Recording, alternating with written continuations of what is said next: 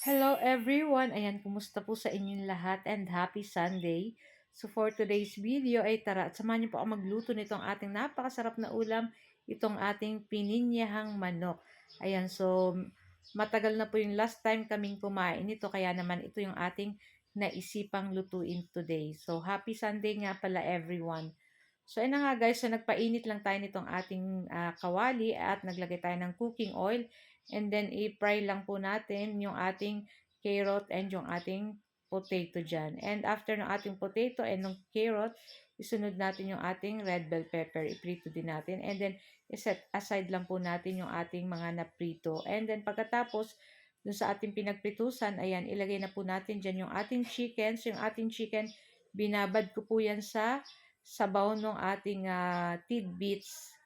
Ayan, yung juice niya para manamis-namis.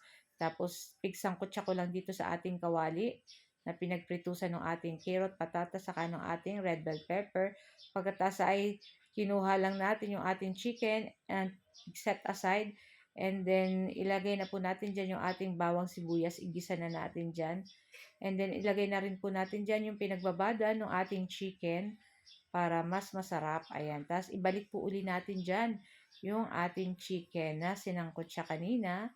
And then, syempre, hahalu-haluin lang po natin yan. At ang chicken po ay napakadali lang naman pong mga maluto. So, ilagay na rin natin dyan yung ating napritong carrot, patatas, at yung ating red bell pepper. And then, halu-haluin na naman po uli natin iyan. Nako, napakasarap nito at manamis-namis gawa ng ating tidbits na nilagay yung ating pinya. So, naglagay na ako guys ng patis at maglalagay tayo ng pamintang durog at maglagay tayo ng 1 chicken cube para sa ating pangpalasa. And then, halu-haluin na naman po uli natin iyan. Ayan, pasensya na po kayo. At yung ating mga dogs ay mabatok na naman. So, na ilagay na po natin dyan yung ating tidbits. Dalawang sachet na maliit lang yung ginamit natin dito dahil yung ating nilutong chicken ay 1 kilo lang naman. So, after nyan, ilagay na natin dyan yung ating maliit na gatas na evaporadang Alaska. So, kahit anong brand naman po. And then, halu-haluin na naman po natin. Iyan. So, kung medyo matabang po, magdagdag na lang ng asin.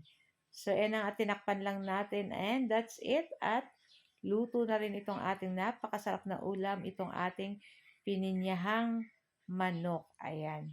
So, kung di nyo pa guys natatry yung ganitong luto, itry nyo na at napakadali lang po nitong maluto. Ayan, kung medyo nagsasawa na kayo sa adobong manok or sa apritadang manok, sa pritong manok. So, try nyo naman yung ating pininyahang manok.